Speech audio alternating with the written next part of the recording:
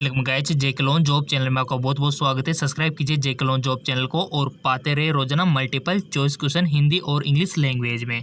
ठीक है, तो चलिए आपकी बॉटनी स्टार्ट करते हैं, जो कि एंट्रेंस एग्जाम में अक्सर आपसे पूछा जाता है। ठीक है, शुरू करते हैं। निम्नलिखित में से कौन विषाणुओं पर लागू नहीं होता है? Which of the following is not applicable to viruses? बताइए। आपके ऑप्शन है कि होस्ट सेल के बाहर निष्क्रिय क्रिस्टलीकृत किए जा सकते हैं, या फिर एंटीबायोटिक से अप्रभावित कार्य में गैर विशिष्ट। इंग्लिश का सहारा आप ले सकते हो। Inactivate outside host cell, can be crystallize, unaffected by antibiotic, non specific in action. बताइए गाइस, कौन सा ऑप्शन सही है, क्योंकि उसके बाद हम आपको राइट ऑप्शन बताएंगे। इसका लगा लिया वो टिक्का आपने, तो सो सिंपल इसका राइट ऑप्शन हो जाएगा कार्य में गैर विशिष्ट, non specific in action. Next, आवर्त बीज यानी कि एंजियोस्पर्म के गुरु बीजाणुध्वनि का सामान्य नाम क्या है? What is the common name of megasporangia of angiosperm? भ्रूणथैली, बीजांडासन, अंडाशय या फिर बीजांड। बताइए इसका राइट ऑप्शन क्या होगा? सो गाइस, इसका राइट ऑप्शन होगा आपका ओविल्स यानी कि बीजांड। ठीक है, नेक्स्ट, भूक्षरण के प्रभाव क्या है? What are the effect of soil erosion? केवल अकाल, केवल आकस्मिक बाढ़, केवल जलाशयों का अवसादन या फिर उपयोग सभी? इसका राइट ऑप्शन हो जाएगा आपका उपयोग सभी, यानी कि केवल अकाल भी है, बाढ़ भी है, जलाशयों का अवसादन भी है, उपयोग सभी इसका राइट ऑप्शन हो जाएगा। नेक्स्ट, ग्लूकोज से पायरुविक अम्ल में रूपांतरण की प्रक्रिया का क्या नाम है? What is the name of process of conversion of glucose to pyruvate acid? Electron transport, TCA चक्र, ग्लाइकोलिसिस, ग्लूकोजेनेसिस। इसका राइट ऑप्शन हो जाएगा आपका सिंपल सा ग्लाइकोलाइसिस। ठीक है, ग्लाइकोलिसिस आप इसको बोल सकते हो, ग्लाइकोलाइसिस। अगला क्वेश्चन है मोस्ट इंपॉर्टेंट। रोजाना आपको मिलते रहेंगे, आपको तो चैनल सब्सक्राइब करके बेल आइकन पर प्रेस करना है। इन्फ्लुएंजा एक विषाणु के कारण होता है जो अंडाकार या गोलाकार होते हैं, जिनमें नीत होते हैं। Influenza in caused by virus that is in oval और round shape and contain protein से संबंध दोहरे अवध आरएनए, प्रोटीन से संबंध दोहरे अवधि डीएनए, राइबो न्यूक्लियोप्रोटीन के एक आंतरिक कुंडलित कोर से आरएनए, या फिर प्रोटीन से संबंध एकल अवध डीएनए। इसका राइट ऑप्शन हो जाएगा राइबो न्यूक्लियोप्रोटीन के एक आंतरिक कुंडलित कोर से आरएनए। ठीक है, राइबो न्यूक्लियोप्रोटीन के। ठीक है, अगला क्वेश्चन, एक शुद्ध प्रोटीन अणु में सामान्य रूप से कितने सिरे होते हैं? How many and does a पूर प्रोटीन मॉलिक्यूल नॉर्मली हैव? विभिन्न सिरे, इनमें से कोई नहीं, 4 सिरे, 2 सिरे। सिंपल सा आंसर हो जाएगा इसका 2 सिरे, 2 एंड्स। नेक्स्ट,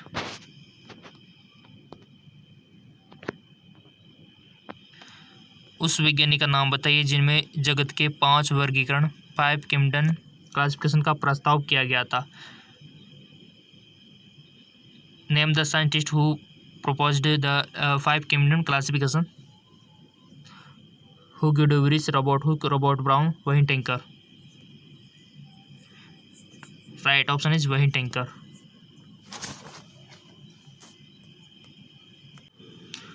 Wayne Tinker इसका राइट ऑप्शन हो जाएगा। नेक्स्ट, सारे क्वेश्चन इंपॉर्टेंट है और ऐसे क्वेश्चन आपको मिलते रहेंगे। आपको तो चैनल सब्सक्राइब करके बेल आइकन पर प्रेस करना है। इसी प्रकार के मल्टीपल चॉइस क्वेश्चन रोजाना आपको मिलते रहेंगे। मुक्त रूप से तैरने वाले पौधों को पहचाने जो जलक्रम के संक्रमण समुदाय यानी कि ट्रांजिशनल कम्युनिटी पर कब्जा करते हैं। Identify the free floating plants which occupy the transitional community by hydrosere Marsilea, Nymphaea, Typha, Lemna. पहले तो आप लगाओ टिक, ताकि आपको टिक लगाना आ जाए, नहीं तो आप इंट्रेंस एग्ज़ाम में गलती करके आओगे, क्योंकि यहाँ पर प्रैक्टिस नहीं होगी ना आपकी टिक लगाने की। किसी पर भी लगा दो गाइज आप, तो इस पे 4 ऑप्शन है, किसी पर भी, ताकि आपको अपनी गलती का एहसास हो जाए। यहाँ यही गलती अगर आप वहाँ करोगे ना इंट्रेंस एग्ज़ाम में, तो वहाँ पर तो आपका रिजल्ट में 100 होगी, बट यहाँ अगर वीडियो में करोगे तो आप सीखोगे कुछ ना कुछ। ठीक है, लगा दिया होगा आपने। लेमना इसका राइट ऑप्शन होगा। अब ईमानदार से बताना किसका सही था किसका गलत था। ठीक है, कोई दिक्कत नहीं, 2 से 3 बार वीडियो को देख लेना, अगर गलत है तो ये पनिशमेंट आपको दी जाती है। अगर सही निकला तो बहुत बहुत धन्यवाद। अगला क्वेश्चन, पारिस्थितिकी तंत्र में ट्रांसम्यूटेशन कहाँ होता है? Where does eutrophication take place in the ecosystem? Desert यानी कि मरुस्थल में, ड्राईलैंड शुष्क भूमि, वाटर बॉडी जल निकाय, ग्रासलैंड यानी कि घास स्थल में कहाँ पर होती है पारिस्थितिकी तंत्र में सुपोषण? सो सिंपल, जल निकाय में, वाटर बॉडी में। ठीक है, नेक्स्ट क्वेश्चन तो सारे इंपॉर्टेंट है गाइस आपके लिए। वर्तिकाग्र और परागकण के बीच रासायनिक स्वाद को पहचानने में मदद करता है, कौन करता है? The chemical dialogue between stigma and the pollen grain help to recognise antipodal, pollen tube, sperm nucleus, right pollen. Right option is right pollen. Okay, next, आवर्तबीजी के परागकणों को बिना किसी शरण के जीवाश्म के रूप में अच्छी तरह से संरक्षित क्यों किया गया? माइक्रोपाइल की उपस्थिति, स्पोरोपोलिन की उपस्थिति, आवरण की उपस्थिति, अंतःशोल की उपस्थिति। राइट ऑप्शन हो जाएगा आपका स्पोरोपोलिन की उपस्थिति। नेक्स्ट, कौन सा ऊतक पेरिडर्मा का निर्माण करता है? Which tissue produce periderm? Cork cambium, vascular cambium, या फिर आपका सेकेंडरी कॉर्टेक्स, या फिर procambium. Right option is cork cambium. Next, निम्नलिखित कथनों में से कौन सा एंजाइम के विषय में असत्य है? Which of the following statement is incorrect about the enzyme? यानी कि ये क्वेश्चन आपकी नॉलेज चेक करना चाहता है कि आपको एंजाइम के बारे में कितनी नॉलेज है। ऐसे क्वेश्चन बनते हैं आपके एंट्रेंस एग्जाम में। सो इसका ऑप्शन है, एंजाइमों को अधिकतम गतिविधि के लिए अनुकूलन पीएच की आवश्यकता होती है।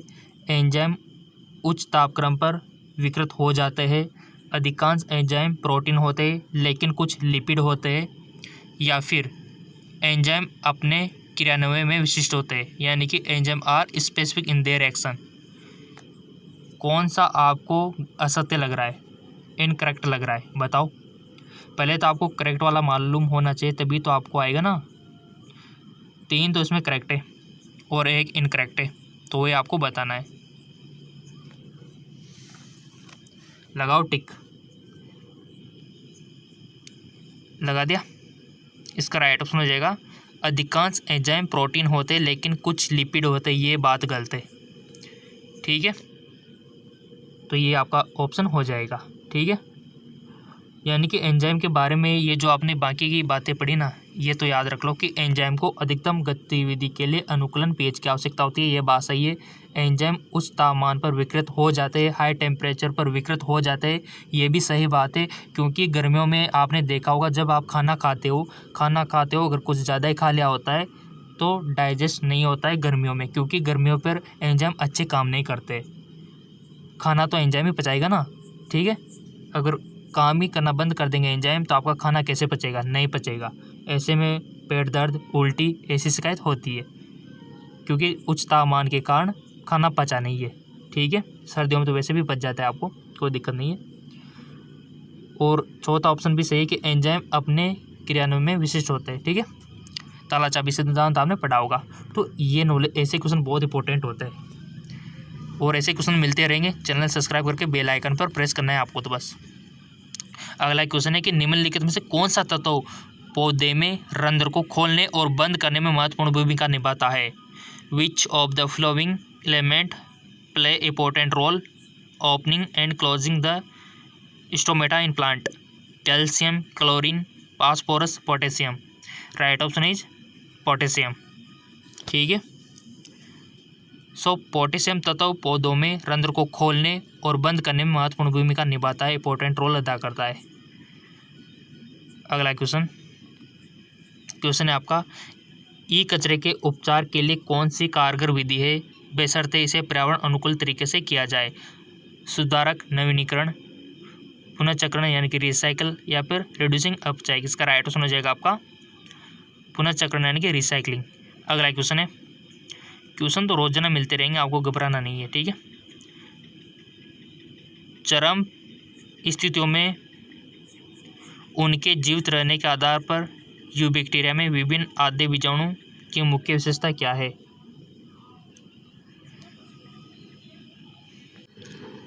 सो गाइज, अभी तो आपके लिए पीडीएफ लिंक भी देना है फिजिक्स के नोट्सों का। ठीक है, ये तो 15 तक तो हमने कर लिए एमसीक्यूज तो हमारे हो गए आज के। ठीक है, अब रही बात नोट्स की, तो नोट्स इंग्लिश और हिंदी में दोनों के लिए आपको देने हैं। तो चलिए कैसे नोट्स हैं हम आपको दिखा देते हैं।